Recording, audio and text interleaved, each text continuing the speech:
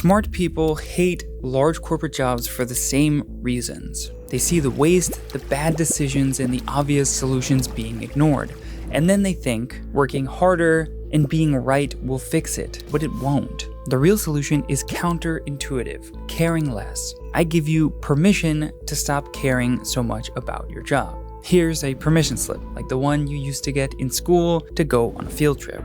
And this doesn't mean that you'll start slacking off and doing nothing. Actually, it will make you a more valuable employee. You're playing chess while everyone else is playing checkers, but you are a tiny cog in a gigantic machine, so no matter how fast you spin, it won't make a difference. Corporate environments aren't designed for the best ideas to win, they're designed for compliance and consensus, which sounds horribly boring until you realize what it can give you. And most people hate their 9-to-5s, dreaming about quitting, starting a business, or retiring early, when actually the optimal solution is within reach. And optimal can mean many things: getting a raise, having more free time to just enjoy your life, or my favorite, working a second or third job, which can all be accomplished by doing less but better. Most people at large companies, hell, actually I would say most 9-to-5s generally, people only put in 2 to 4 hours of actual work. The rest is theater, task switching, meetings that don't matter, or a crowd favorite, procrastinating about the work that you have to do. And the largest career unlock that I ever got was, instead of fighting back against this, pushing for efficiency, trying harder to get what I deserve, I did the opposite. I started delivering good enough and then stopped worrying about feeling guilty for the voluminous free time that then I was given. And this then freed up enough time to work 3 jobs consecutively. Because your company doesn't really want you to be exceptional, they would rather you were predictable. And actually what they're looking for is trust. And the best way to build this trust is by delivering exactly what you are supposed to. On time, without drama, every single time. And this was annoying because before you can do that, you have to step over a large hurdle. And this has been conditioned in us that our work, doing it to the best of our ability and achieving at the highest level, is virtuous. And that pushing for better solutions is noble. But that's just not how corporate America works. Now, of course, if you were working a job that you love, then none of this applies. But I'm assuming if you clicked on this video, that's not you. And this sounds counterintuitive in theory, but the less you care about the work, the faster you ship it, you're not attached to the outcomes. Project delayed by a week? Cool, extra time. Executive changes directions and cancels an entire project? Cool, then you'll adjust.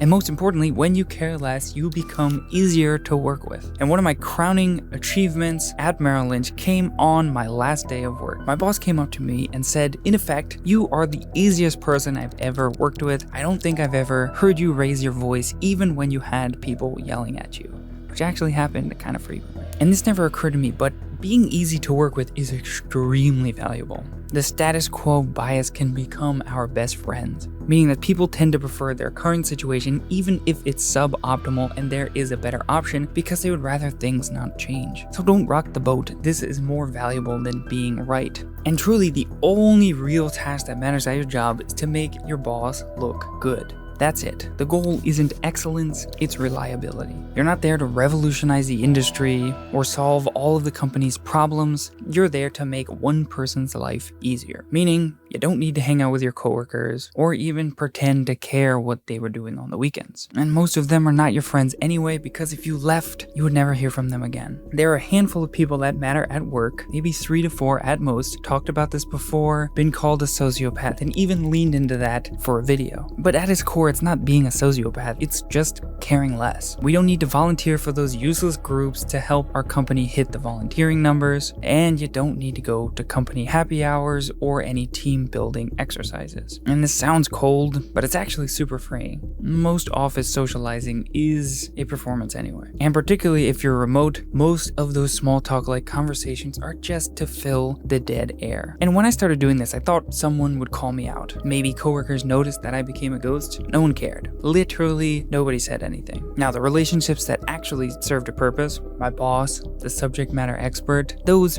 I still paid close attention to, but everything else that didn't exactly intersect with my core workload, the birthday celebrations for people I barely talk to, the Slack groups where people post pictures and chat about their favorite TV shows and movies, and the team building exercises that actually just ended up being small talk, participated in none of those. And as long as I kept delivering the bare minimum and was easy to work with, didn't matter. Never heard a single complaint. But the time that I got back from this was absolutely massive. And not just from the obvious stuff like skipping the company happy hours, but all the mental energy that you stress about the workload or worrying about the office gossip or politics. And again, my performance reviews didn't change at all, because with my boss, it was still business as usual, social. I would bring a story or two to our weekly one-on-ones, so they never thought that I was antisocial. I just became unremarkable. But then what I can do with all that extra time saved is remarkable, because then I would start to redirect all that energy into something that actually mattered for me, which at the start was perfecting my workload, creating systems, and getting very good at that core task so that I can deliver it even faster and get more time back. You know, that 20% of the job that actually matters, which are also the things that my boss care about, and when I deliver them, they'll make my boss look better. So I went from being scattered across a dozen priorities to laser focused on a handful, and did them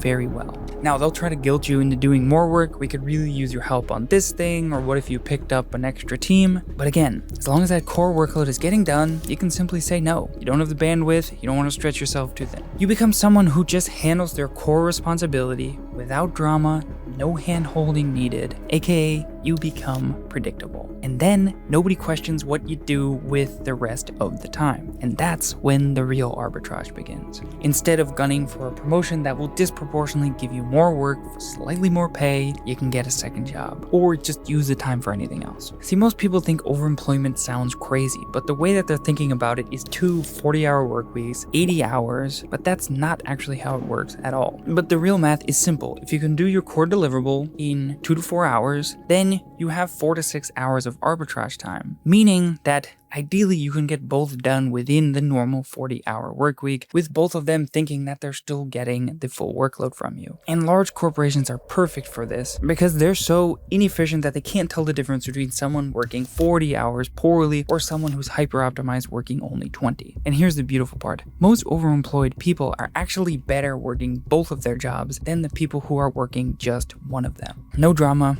no politics, not trying to impress anyone, just reliable execution across multiple different streams. And this only works because you stop caring about being exceptional and start optimizing for being forgettable. Think about what you could do with that extra 20 to 30 hours a week you save by caring less. Pursue hobbies, play with your kids without being mentally exhausted, learn something new, start a side project, or hell, just sit on your couch and do absolutely nothing. Anything is better than spending that time making money for a corporation that absolutely doesn't care about you and won't even notice if you're gone. The choice is yours. Either way, now you know the game. What you do with this knowledge is up to you.